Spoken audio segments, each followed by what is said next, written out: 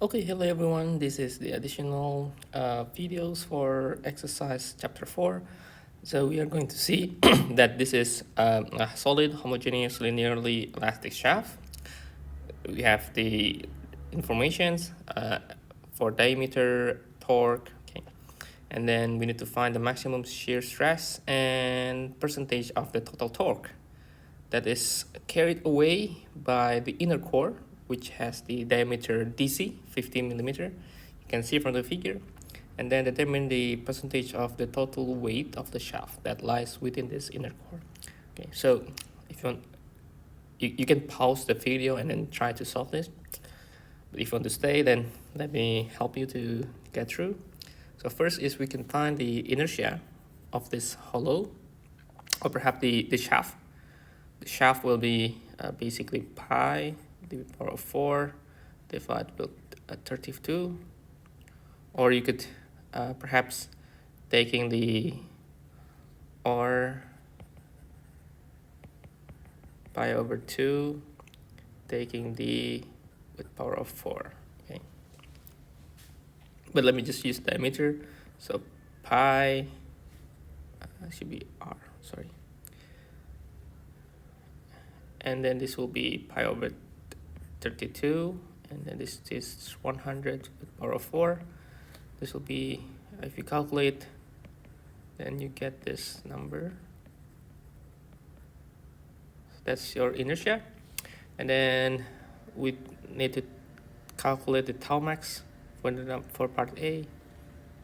So this will be T of R over IP, and the torque is 11. The R will be 50.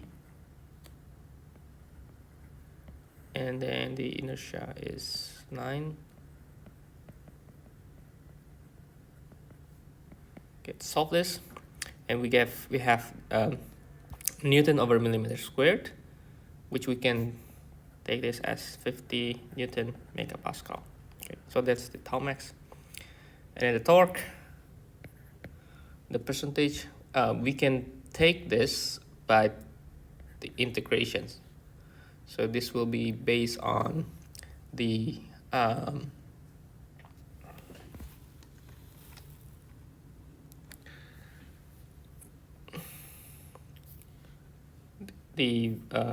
let's say supposed to be, it start from, let's say 0 is here, and then it goes to, let's say up until here. Okay. Or perhaps because we want to determine the inner core. So the inner core is here. So let's take this as 0, then this will be the radius, r, or dc over 2. So let's take this 0, dc over 2. The rho, tau, rho, dA.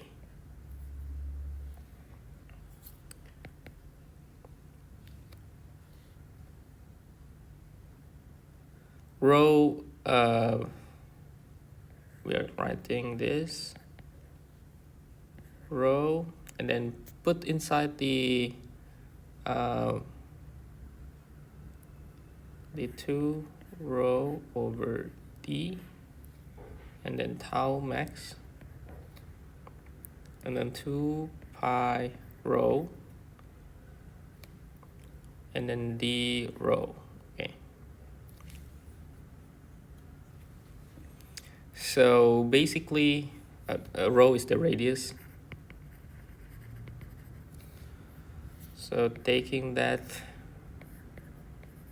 into our integrations, we have 4 pi tau max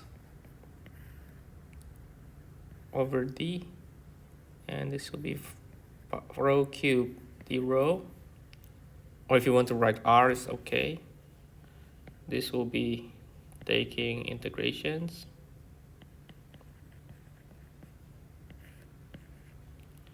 So this means it going to be this, and canceling the 4. and then put inside the DC over 2 with power of 4, and this will be equal to pi 56 MPa is 100 millimeter, and 50 millimeter or 25 millimeter power of 4, and then this will be the torque.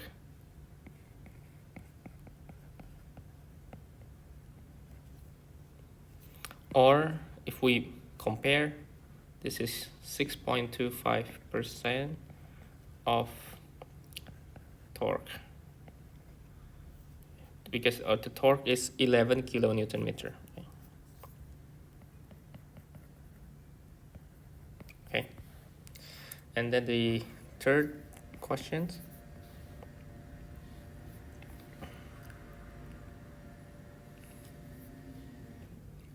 is weight in the core. Assume density, that is gamma. So the weight, gamma, length, and area. Gamma, length, and then the area will be pi d squared over 4. And we have the ratio between these two. The percentage, the total weight on the core, the ratio with the total weight, and this will be well, I think we define first the core. The core will be the same, but with the area for the core. So this will be okay. And then we take the ratio between these two. And since the gamma and L will cancel, so we only have the ratio on the D, the diameter. So this will be DC over D squared. Okay. Or here is the 550 and 100 squared, or this will be a 1 over 4, or 0.25. Or the percentage for the core will be, which is 25%. So the inner core comprise 25% of the shaft weight, but supports only 6.25. So here, inner core comprise of 20%, 25% shaft, but supports 6.25% of torque. So this is explaining why the hollow shaft will be more efficient than the solid shaft. Okay. Okay, now let's continue to the next question.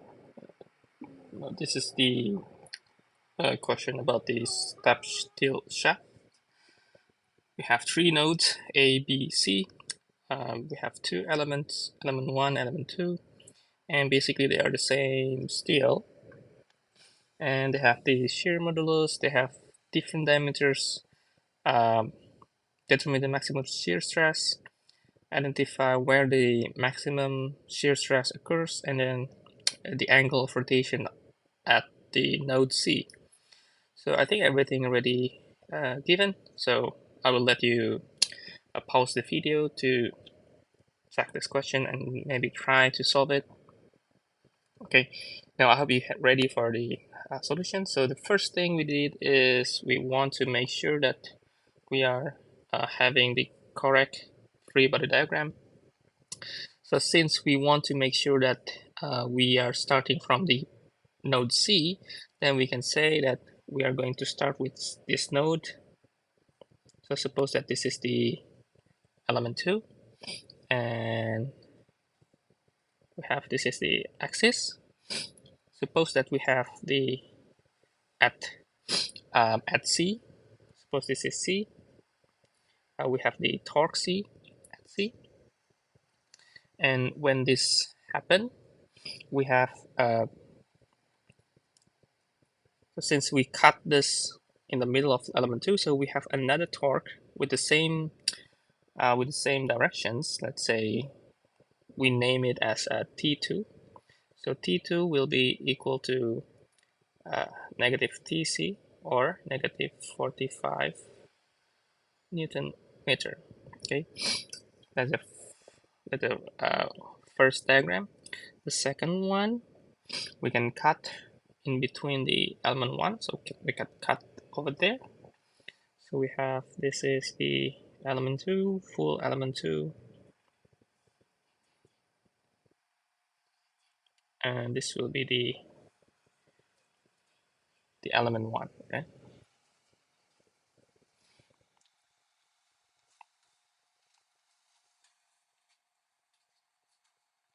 so that will be the x-axis.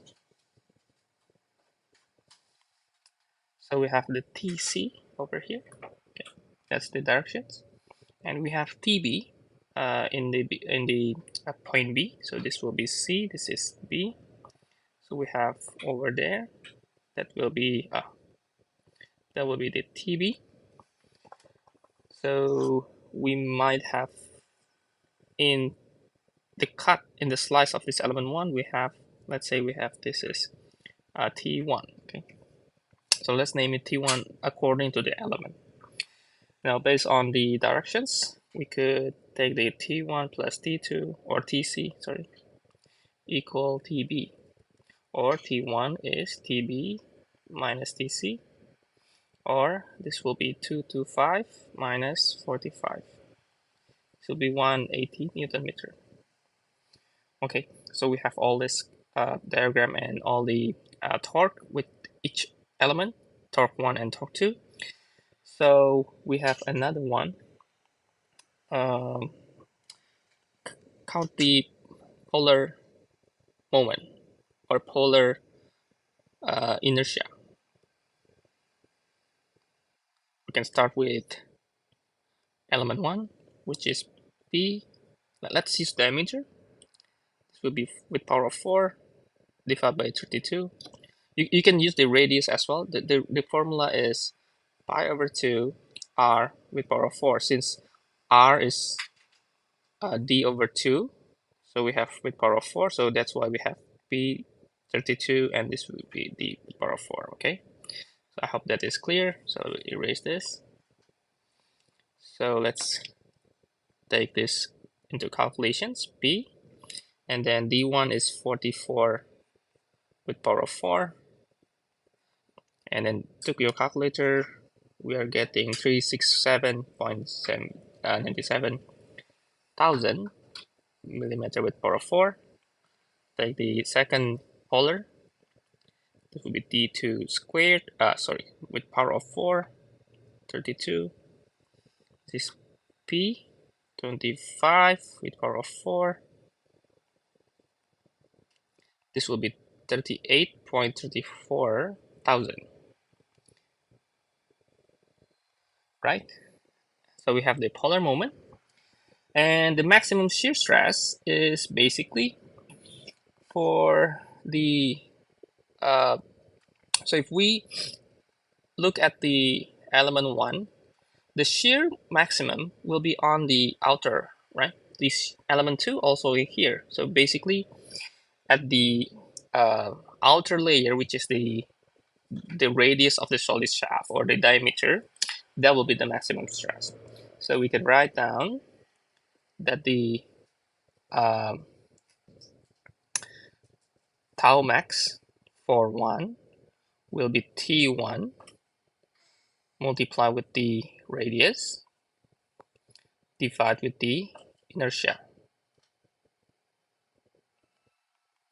And we have now already learned this is, we have 180.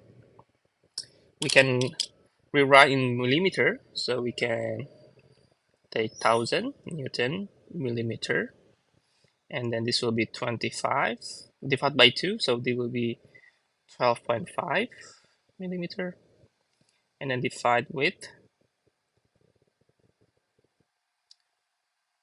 sorry, this will be 44, right? 44 divided by 2, it's 22 millimeter. and this will be,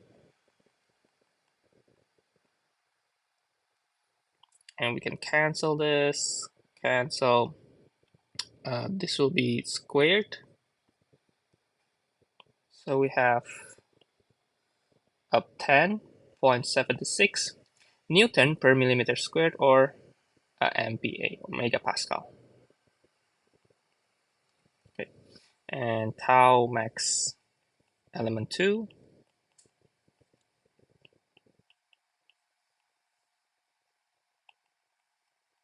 This will be 45.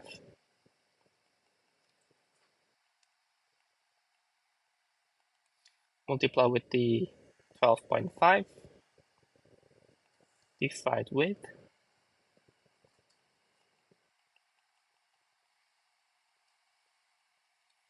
and same, we have cancellation over here, over there, so millimeter squared. So we have here is 14, okay, around. Now the global max is based on the biggest number that we have. So the global max shear stress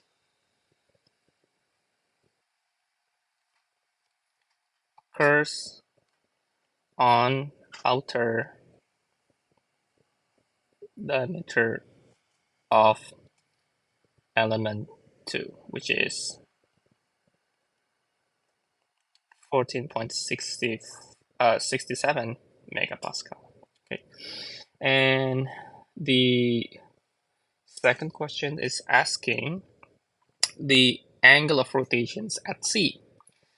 So first, perhaps if we remember that in the chapter 3, we learned that we have the E, this is F, L, A, E. In the twist angle, we have, this is T, L, this is inertia, and then this will be G.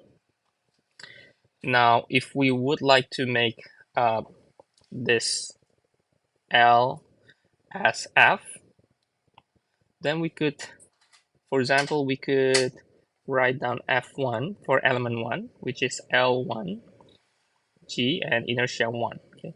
G will be the same, which is 83 gigapascal. So this will be, L1 is 0.5 meter or 500 millimeter. This will be 33 megapascal, or Newton per millimeter squared. And inertia will be the 38, or sorry, not 38, 367.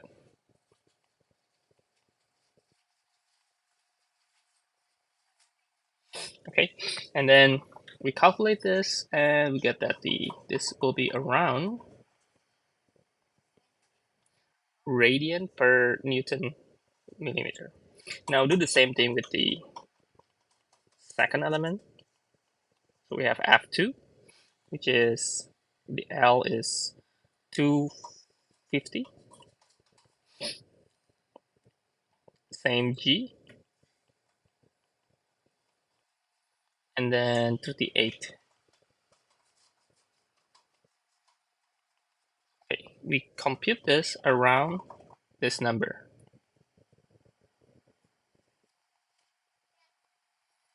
Okay, now we have this F, and we could get the geometric deformations for the rotation C, which is twist angle 1 plus twist angle 2. So we can write based on the deformations that the C will be. So this will be F1 T1 plus F2 T2. And we can just plug in all the informations. We have T1 and T2 defined here. So basically you could just use the F1 is this one, T1 is this, F2 is this, and T2 is this. So compute that, substitute, and we get the twist angle for C is 6.75 radian. Okay, so that's the answer. So this is the tau max. This is the twist angle at C. Okay. Okay. Next question is we have a another shaft that perhaps this is similar to what we have done before, but if you would like to see there are conditions at the point A, we have attached the shaft on the wall, and then we have a conditions at the point B, which is we have external torque. So in between the point A and C, we have external torque, which is point B at point B, and we have all the conditions, all the necessary length, distance, and I believe within the picture we have clearly see all the necessary information that we need. Okay, so basically we need to evaluate the torque D, TD at point D here that we need to evaluate so that the rotations at C equal to 0. So this is equal to 0. Okay. So that is the questions. And then make the twist angle at C equal 0. And then we need to determine the maximum shear stress after we get the torque at D. Okay. So as usual, since we have seen that all the elements, there are basically 3 elements now because of the external torques. So we need to draw the diagram. So let's say we start from the outer. So let's say start from the element 3, start from D. So suppose that this is D, and we cut practically in half. Okay, so cut that way. So we have, this will be, let's say this is TD, and because of this, we might have, that will be T3. Basically, to get the correct rotations, basically you can assume it can go this way, it can go that way. It doesn't matter. You will see that the results sometimes will be positive, negative. That means that is, if you get negative, that means that the rotation will be the opposite side. Okay, so I think should be okay. And then we have, so this will be the element 3. And then we have another diagram. Let's suppose to cut the element 2. So suppose this is element 3, the whole thing. So this will be 3. And then this will be the point C. So this is D, C. And then maybe this is the middle part of it. So this is 2. So this will be TD. And this will be the axis.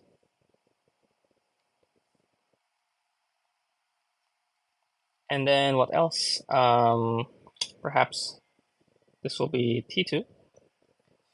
And then we have another element. So this will be element 3. And then for this one, I will cut off this element 1. Right? So one by one, we are cut down all the necessary informations. So this is the element 2. D, C, now this is, we have B, and this will be 1 here. Okay. Adding one more slice here. So that will be 1. So information here is TD over there. We have x-axis here. And then we have the external torque, which is 600. Or let me just write TB to simplify. And suppose that this is T1, okay? Okay, so that's the necessary information that perhaps we could write down from our diagram. We have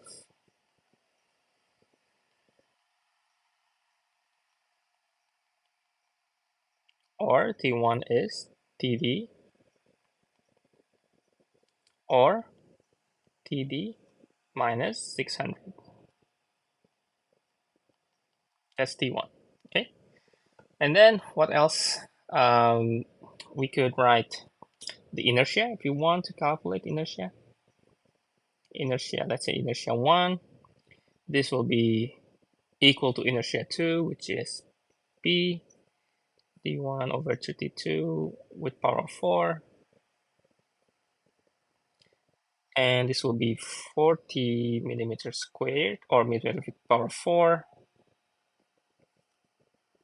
So this will be 2.513 millimeter with power of 4. And then inertia 3. And because all of this shaft is a solid shaft, and we are taking the inertia with a solid shaft.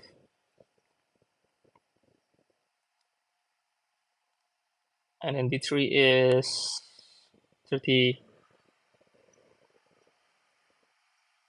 millimeters with power of 4. And this will be equal, if you calculate through your calculators around, maybe you will see maybe some difference in decimals, but I think that's still okay. And then we can let the twist angle,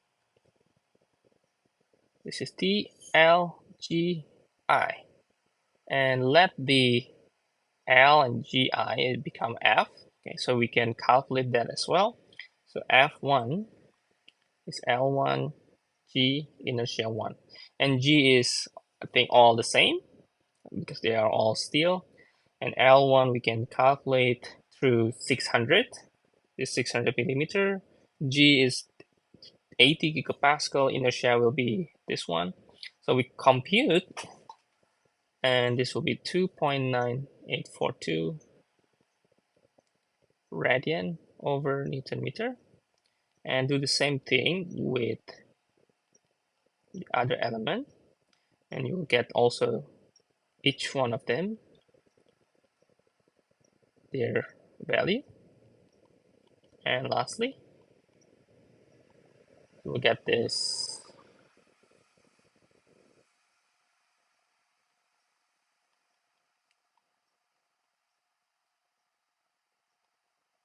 Okay, and then the geometry, because we need to make sure that the twist angle C is 0, then we want to make the twist angle, so geometry, so twist angle C is 0, which means that because twist angle C is on this side here, right, this one, so we want to make sure that all the element 1 and element 2, because they are on the same shaft, their total twist will be at point C. It's going to be 0. So we could say that twist 1 plus twist angle 2, this should be 0. Or we can write, this is based on this formulations, basically from this formula. Okay. So we can write this, and we can solve these equations. So practically, we can substitute this T1. Okay, so T1, we can substitute TD minus 600.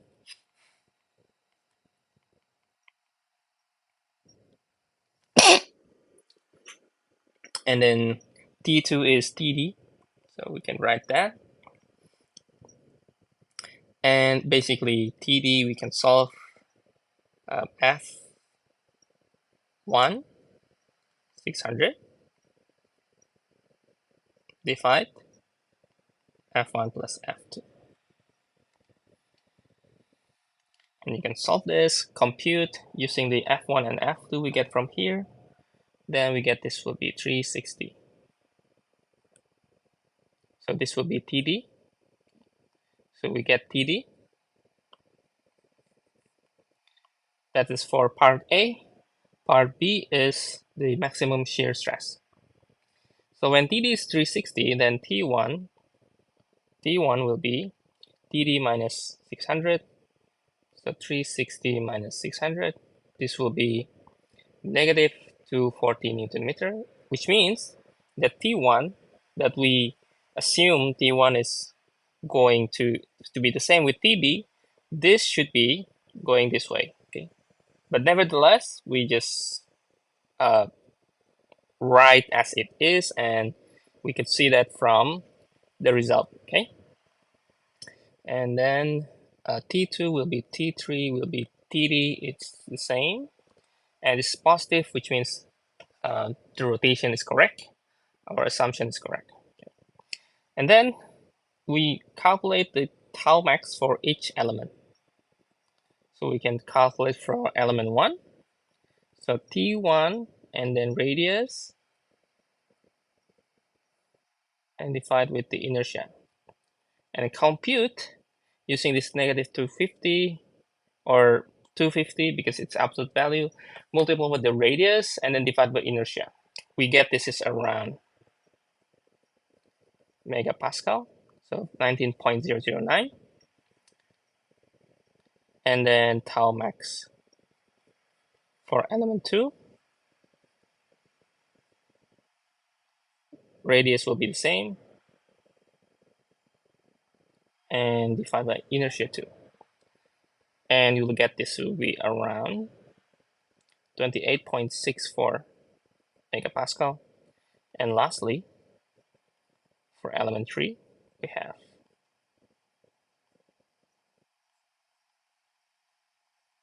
this will be around 67.90 megapascal.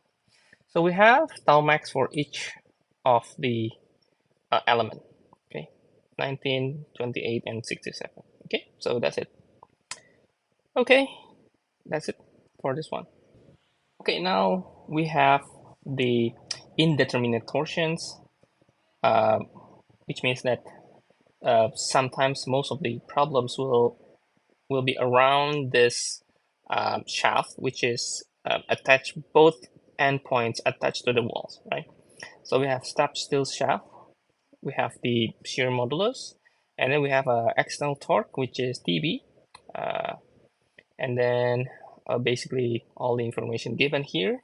Okay, so you can read that out. We need to find the T1 and T2, the internal torques in the segments A, B, and BC, and then maximum shear stress for each segment, which is the element 1 and element 2, and then determine the twist angle at point B. Okay. The first thing, as always, because what we have or what we want to achieve will be more in the middle side, so I think we can cut off this. Right? We can cut off the point B. So let's say this is 1, and this will be B, and this will be 2. So I will cut off this one here, okay, that one, and saying that the middle part will be the external torque TB, and suppose that we have T1 about there, and perhaps another one is T2, okay? Let us just assume that this is going to be on this rotations, okay? And suppose that we take that equilibrium, so take the equilibrium for the moment is equals 0. So T1 plus TB, let's say equal T2, okay? And then from this two element, we could also get the inertia. So pi 32 d1 with power of 4.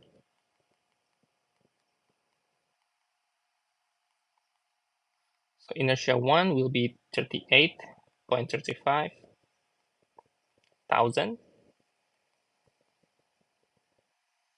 Okay, and then inertia 2 we get with the same formulations. The D2 will be 58. So this is around 204. Okay. And then we also, I'll always write this first to help you connecting what we have here. So we can compute this. So we can basically start for element 1 and L1 basically given here 200 millimeter. This will be 83 GPa.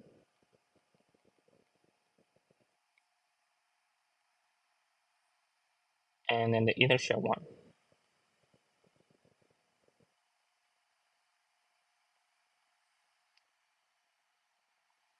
So we get this is around,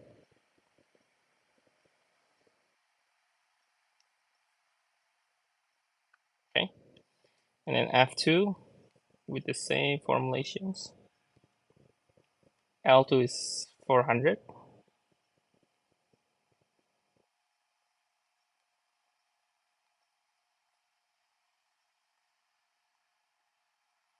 And then multiply.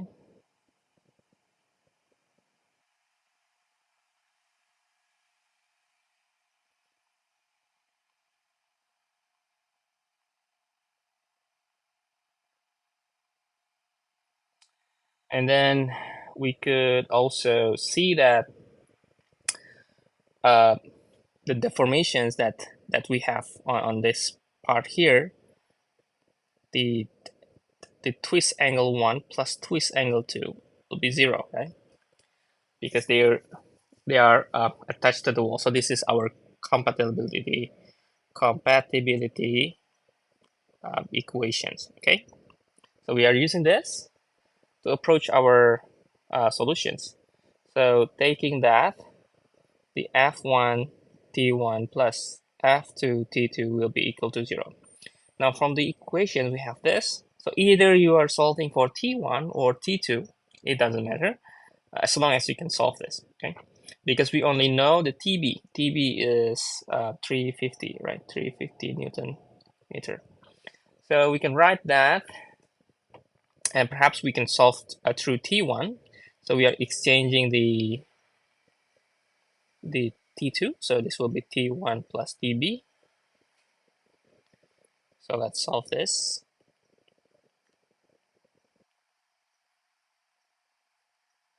And T1 is F1 plus F2. And I will move this to the right side. Okay.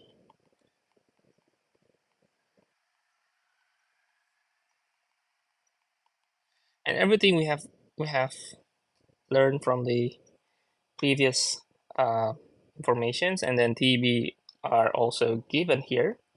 So compute that and substitute, and basically you will have that T1 will be negative 96.6 Newton meter, which is, this should be go on the opposite directions, okay, just to make sure that you understand what this negative means. Okay, now we are going to take the T2 as T1 plus TB, okay, which give you, and you need to make sure that this is apply this negative sign as well, and we get that this will be 253.4 Newton meter. Okay, so T1, T2 we get, and the next part, basically so far our questions, or the one that we are being asked, is either the torque and the tau max or twist angle. Okay, so that will be the most general questions. So tau max for 1, will be T1, and then this will be the radius, and divide with the inertia 1. Use the T1 is this, and then this will be 31 megapascal.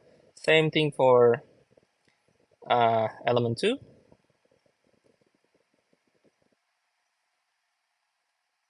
This will be around. Okay, so we get that. And lastly, twist angle B. So twist angle B, we could get the idea that for B, to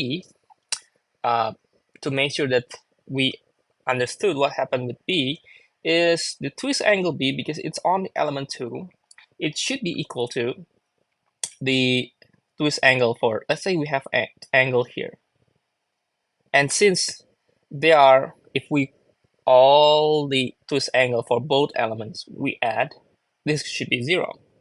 So that means that this twist angle B should be equal to this twist angle 2, because they are on the same element. So this twist angle B will be twist angle 2 will be F2 T2. Okay, and basically we can just multiply this 2 with our F2 this one and T2 this one, right? So compute that, and we get that this will be around this number. Okay, so that's it.